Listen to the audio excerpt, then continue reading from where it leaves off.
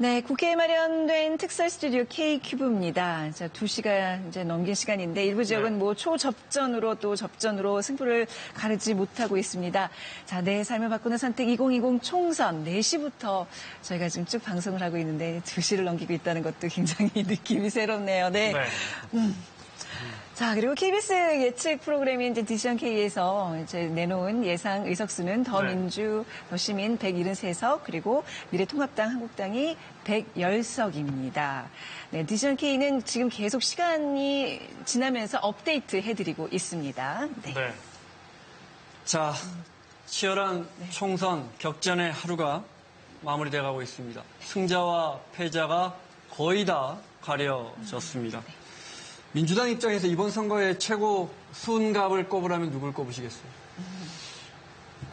우선 일단 대통령이고요. 네. 그다음에 이해찬 당대표가 물론이고요. 이제 이렇게 건강이 매우 안 좋은 상태에서도 매우 질서정연하게 공천, 인재 영입, 이제 전략 마련, 집행까지 이게 집권당이 민주당 계열의 정당이 총선을 이렇게 질서정연하게 치른 걸 제가 처음 봤거든요. 네, 그게 저는 굉장히 컸다 이렇게 공을 돌리셨고요.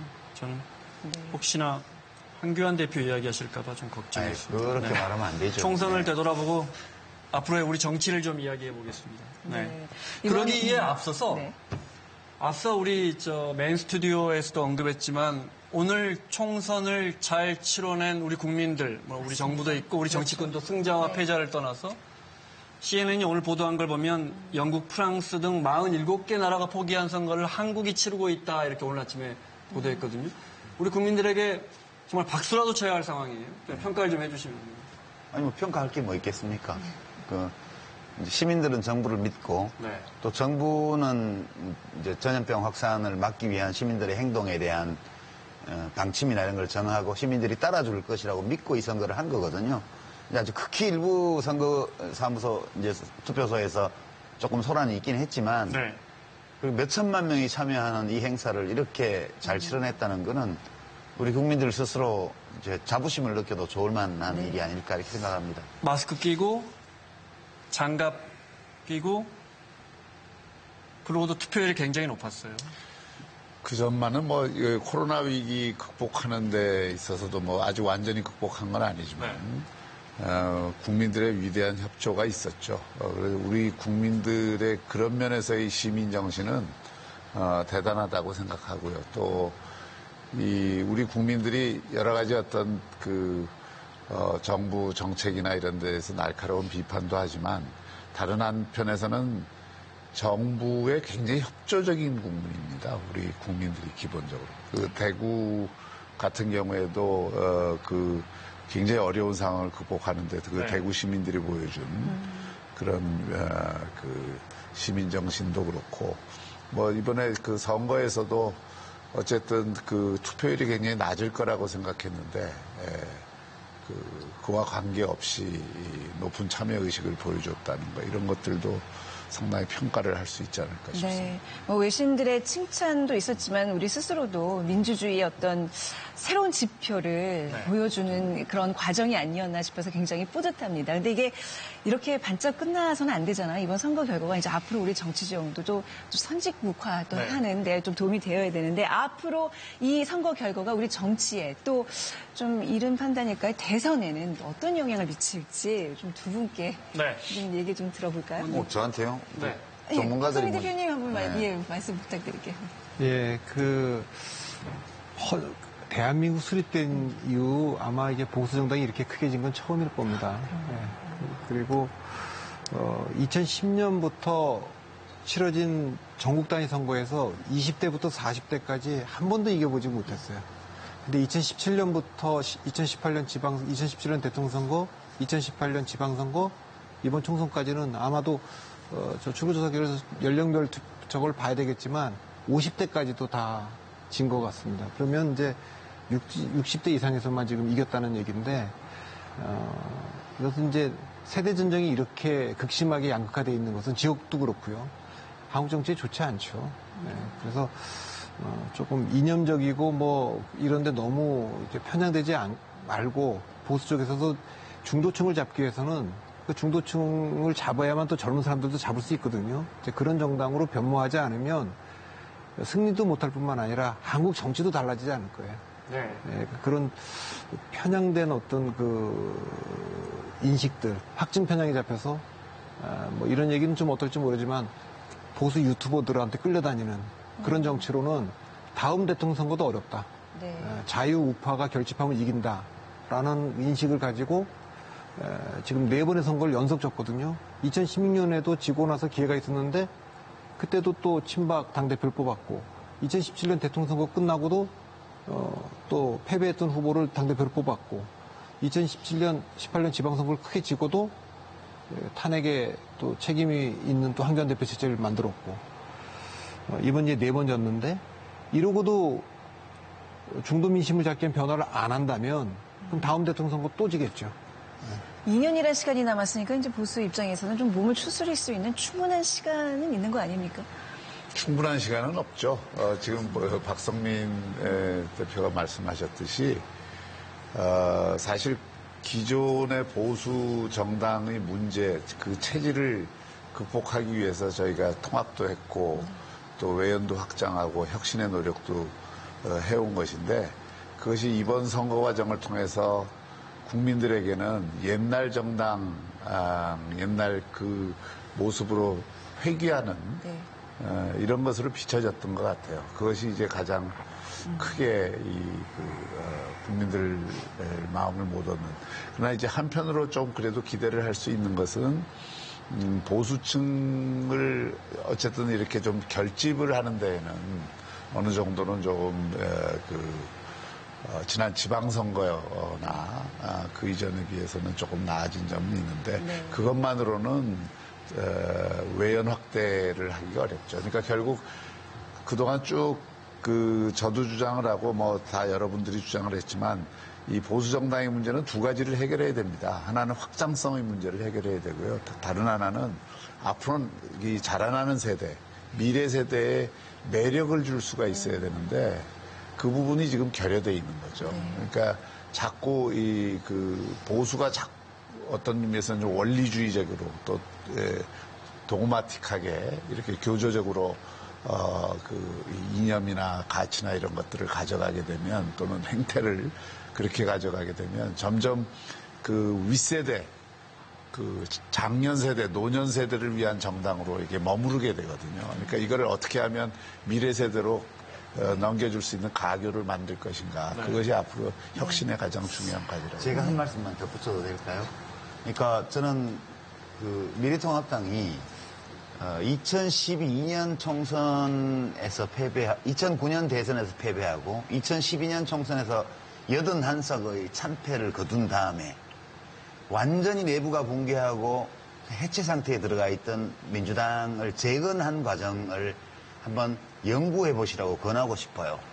그 당시에 문재인 대통령이 정치를 안 하겠다고 하다가 결국 뛰어든 이유가 그 문제 때문이었거든요. 그러니까 뭔가 좀 미래지향적인 리더십을 세우지 않고는 이렇게 연이은 선거 참패로 내부적인 붕괴 상태에 들어간 정치 세력을 재건하는 게 지극히 어렵습니다. 그래서 민주당의 사례를 한번 참고하셔서 어떤 방식으로 민심과 눈높이를 맞추고 내부 제도를 재설계하고 그리고 리더십을 만들어 나갈지에 대해서 한번 연구해 주시면 뭐 보수당이 또 건전하게 잘 발전하면 국가적으로도 좋은 거니까요. 그렇게 좀 주제넘은 권고를 좀 드리고 싶습니다. 저도 좀 한번 좀 첨언을 하자면 일단 어떤 문제를 풀려면 위기라는 데 동의를 해야 됩니다. 위기라는 데 동의를 해야 원인이 무엇인지도 우리가 밝힐 수 있고 그런 해결책이 나오는데 지금까지 보수의 문제는 다 그런 건 아닙니다만 확장성이 떨어진 것도 위기라는 데 동의를 안 한 거예요.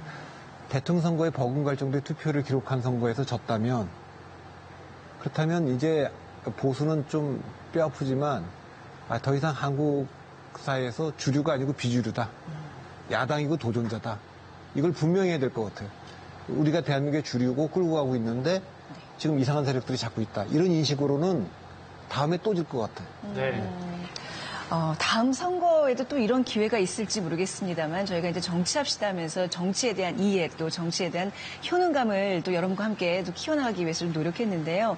그 6개월간 함께했던 정치합시다의 대장정이 개표 방송을 이제 오늘 끝으로 이제 마무리가 됩니다. 아마 우리 김원장 앵커 외에 이제 네 분께서는 네. 함께 하셨기 때문에 오늘 좀 감회가 또 소회가 남다를 것 같은데 정한울 박사님부터 좀 들어볼까요? 네. 조사가 많다 보니까 그러니까 방송 전에 밤을 새야 될 일들이 좀 많았어요. 그러셨군요. 그래서 좀 힘들었는데 네. 어쨌든 이렇게 마무리되는 과정에서 이제 그 보람도 좀 느끼고요. 그리고 이제 이번 조사 결과들을 놓고 보면 앞으로 좀 조사 기관이나 연구자들이 좀 풀어야 될 또 숙제도 굉장히 크게 안고 가는 것 같아요. 그래서 그런 보람과 그런 어떤 숙제에 대한 부담감 뭐 그 정도로 이제 저의 소회를 마치도록 하겠습니다. 네. 박성민 대표님 어떠셨는지요? 진짜 사실 선거철에 가장 이렇게 많이 뛰셔야 될 분을 저희가 꽉 잡아놓고 저희 방송에서만 좀 괴롭힌 것 같은데 말이죠. 근데 이제 1차 할 때만 해도 우리가 줄다리기 할 때 이제 팽팽하게 하다가 어느 순간 확 무너지는 느낌이 있지 않습니까? 그러니까 이번 선거가 이제 그렇게 된 것 같아요. 그래서 어느 쪽으로 될지는 저는 몰랐는데 어느 쪽이 되든지 간에 선거 결과 나오면 경악할 정도의 결과가 나올 거다 생각을 했는데 네. 오늘 이 정도의 결과라면 뭐 경악을 하지 않을까. 네. 그 6개월 전에 네. 박성민 대표가 그 얘기 하셨을 때 맞아요. 저한테 확 꽂혔거든요. 저도 이 상황을 어떻게 봐야 될지를 잘 몰라서 여러 가지 고민을 하고 있었는데 그 말씀을 듣는 순간 정말 그럴지도 모르겠다는 생각이 들었고요. 그리고 이제 그때 제가 진짜 내놓고 말씀을 드렸어요. 어느 한쪽인가가 완전히 망하는 선거가 될 수밖에 없다면 그래도 진보 쪽이 이기는 결과가 됐으면 좋겠다는 소망을 말씀을 드렸고 네네. 제가 이제 6개월간 이 정치합시다를 하면서 저는 상당히 꼼꼼하게 그 KBS와 한국리서치가 한 조사들을 봤거든요. 네.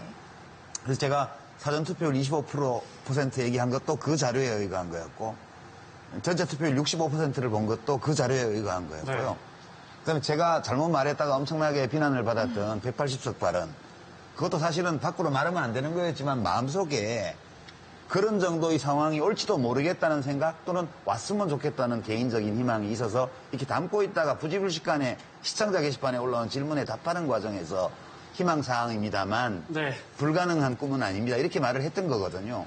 저는 이번 KBS 선거방송을 5개월 넘게 진행을 하면서 데이터라는 것이 이렇게 중요하구나. 네네. 그리고 그 출구조사에서 더민주, 더시민이 155에서 178 이렇게 예측을 했는데 지금 상한선 근처로 갔고요. 네. 그다음에 통합하고 한국당 합이 107에서 130 그랬는데 하한선 근처로 갔어요. 이 결과가. 저는 처음에 실망하지 않기 위해서 반대로 이야기하셨죠. 반대로 네. 일단 보고 이제 개표 방송을 보겠다 이렇게 말씀을 드렸는데 결과는 거꾸로 됐어요. 근데 이 결과는 우리가 한국리서치의 여론조사를 토대로 해서 이렇게 쭉 살펴봤을 때 마음속에 그려지던 그림이거든요, 이게. 그래서 저는 되게 놀랐고요.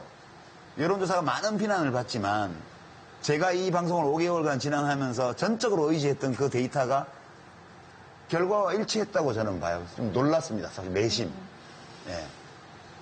그런 느낌도 좀 자, 있습니다. 마지막 소회 듣겠습니다. 네. 뭐 패자는 말이 없어야 되는 거죠. 말이 없어야 되는데 다만 이제 결과를 놓고 항상 사후적으로 원인들을 정당화하기는 조금 어려울 것 같아요. 특히 정치도 그렇고 뭐 세상 돌아가는 일이 그렇지만 예기치 않은 일들이 또는 의도하지 않은 일들이 주는 결과들에 대해서도 우리가 과소평가하면 안 될 것 같고요. 이번 선거는 역대 이 총선들이 다 정권 심판 기제가 작동할 수 있는 여건들이 됐고 이번에도 그 여건이 됐다고 생각합니다. 아마 그 박성민 대표도 6개월 전에 그 얘기할 때는 그 정권 심판론 기제가 제대로 작동하면은 지금의 야권 쪽으로 넘어올 거라고 생각했고 저도 그런 기대를 갖고 쭉 통합 작업이나 선대위까지 맡은 건데 결과적으로 저희로서는 하여튼 이 코로나 재난 속에서 예기치 않은 상황이 하나 왔고요. 네. 또 우리가 충분히 혁신을 못해서 스스로의 책임으로 좋은 기회를 놓쳤다고 생각을 합니다. 네.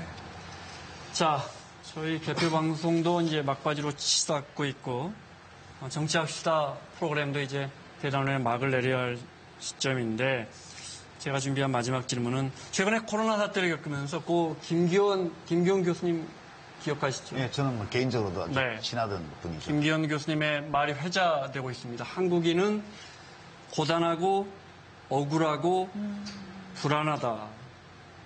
고단하고 억울하고 불안한 한국인에게 정치는 무엇을 해줄 수 있나 마지막 질문 드리면서 마치도록 하겠습니다. 네. 위원장님부터. 정치는 어떻든 대단히 중요하죠. 늘 얘기하지만 우리 공동체, 특히 국가 공동체의 의사결정을 하는 것이기 때문에 그 의사결정을 잘못했을 경우에 국민들의 삶에 미치는 영향은 또 피해는 어마어마한 것이기 때문에 우선은 그 의사결정을 잘하도록 해야 되는 것이고요. 여당이 의석을 많이 가진 만큼 저희가 보기에는 지난 3년 의사결정 별로 그렇게 잘하지 않았다고 생각하는데 국민들이 하여튼 그래도 한 번 더 신임을 하고 맡겼으니까 그 의사결정을 하는 내용이나 방법, 과정에 더욱더 좀 진전이 있기를 기대합니다. 네. 정치는 이제 원론적인 말씀입니다만 정치는 이제 국가의 기능과 그 기능이 작동하는 방식에 영향을 미치기 위해서 하는 개인적 집단적 활동이 정치거든요. 그리고 이제 그러면 국가는 뭘 하도록 정치가 작용을 해야 되냐 보면 국가는요 이 시점에서 국민들이 스스로 인지하고 있는 소망과 요구를 있는 그대로 듣고 실현하기 위해서 최대한 노력하는 것이 국가의 책무고요. 국가를 운영하고 있는 사람들이 그것을 알고 있지만 때로 지혜가 부족하거나 능력이 부족하거나 혹은 자원이 부족해서 제대로 다 만족 못 시킬 수는 있어요. 그러나 시민들이 국가가 그런 제약 조건 아래에서도 우리들의 소망과 요구를 듣고 있고 그리고 부족한 그런 것이 많지만 최대한 있는 그대로 듣고 실현해주기 위해서 노력하고 있다고 느낄 때 정부를 신뢰하게 되거든요. 그래서 저는 지금 국민들의 요구는 우리 여론조사에서도 명확하게 나타나 있죠. 이 지금 겪고 있는 코로나19를 극복하고 경제적 어려움 이것들을 딛고 나갈 수 있도록 국가가 지원하고 그리고 우리 경제가 활력을 회복할 수 있도록 어떤 더 발전의 어떤 계기들을 해주고 그리고 격차가 너무 이렇게 심하게 벌어져 있는 이 격차가 좀 그래도 공평한 사회가 될 수 있도록 해주는 거 이런 것들을 원하고 있죠. 네. 원하고 있는데 이제 민주당은 이 대승을 거두었기 때문에 오늘 밤에는 굉장히 기분이 좋겠지만 내일 아침에 눈을 뜨고 나면 엄청나게 무거워질 거예요. 이 몸과 마음이 다. 좀 무서울 거라는 생각도 좀 들어요. 이제 이번에 당선된 분들은. 현재 국회에 계신 민주당의 의원들과 대통령과 청와대의 관계자들, 국무총리와 정부의 공무원, 고위공무원들도 되게 이 결과를 받아들면 기쁨보다는 저는 두려움을 느끼리라고 봐요. 그게 굉장히 중요한 감정이기 때문에 그 두려움을 안고 결과가 국민들이 만족할 만큼 좋은 결과가 나오지 않을 수도 있어요.